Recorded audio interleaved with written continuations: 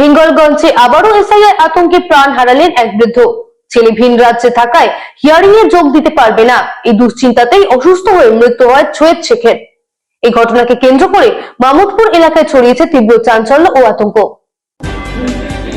আবারও এসআইআর আতঙ্কে মৃত্যুর অভিযোগ। এবার ছেলে ও মেয়েকে এসআইআর হিয়ারিং এ ডাকায় আতঙ্কে বাবার মৃত্যু। হিঙ্গলগঞ্জের মামুদপুরের 103 নম্বর বুথের ঘটনা। মোহাম্মদ আব্দুর রহমান ও আঞ্জুরা বিবি এরা দুজনে সৈয়দ শেখের দুই সন্তান। এসআইআর নোটিশ এলে এই দুজনের ডাক পড়ে। ছেলে আব্দুর রহমান কর্মসূত্রে ভিন রাজ্যে থাকে, হিয়ারিং এ আসতে পারবে না, আর সেই কারণেই তার দুশ্চিন্তা বেড়ে যায়। তারপর থেকেই বাবা সৈয়দ শেখ রীতিমতো চিন্তিত হয়ে পড়েন এবং আতঙ্কগ্রস্ত হয়ে পড়েন। এরপর তিনি অসুস্থ হয়ে যান। এরপর তাকে হিঙ্গলগঞ্জ গ্রামীণ হাসপাতালে নিয়ে গেলে সেখানে তার মৃত্যু হয়। Bureau report, রাতদিন news network. জি দাদা, আমি যে শুনছি আপনার এই 103 নম্বর বুথে এসআইআর এর কারণে একজন মারা গেছে, তা আপনি এই বিষয়ে কি বলবেন? দেখুন, এটা অত্যন্ত মর্মান্তিক এবং দুঃখজনক ঘটনা।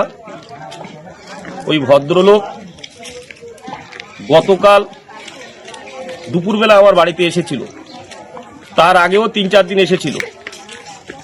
ওনার বাড়িতে দুজনকে এসআইআর এর নোটিশ দিয়েছে, দিয়েলো ওনার মেয়েকে, ওনার ছেলেকে।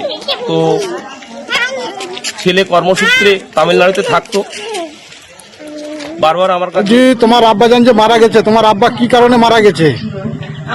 এই এসআইআর এর জন্য আমাদের কাছে যখন নোটিশ এসেছে, আমরা আমার আব্বার সঙ্গে বলতাম, তখন আব্বা বলে কি হবে, দেশের পরিস্থিতি এই যদি খারাপ হয়, এই টেনশনে তো মরেই যেতে হবে। তখন আমি বলতাম, আব্বা তুমি আচ্ছা টেনশন করো না। আমার ভাই বিদেশে থাকতো, আমি ভাইকে ফোন করলাম। আমার আব্বা বলতো যে তোর ভাইকে অন্তত বল, তোর ভাইকে বল, ভাই আসুক, আর হচ্ছে করে আমি তো এই টেনশনেই মনে হয় মরে যাবো। এই এসআইআর এর জন্য আমি তো মনে হয় টেনশনেই মরে যাবো। আমি তাও কানতাম আর বলতাম যে আব্বা তুমি টেনশন করো না, তবু আমার আব্বা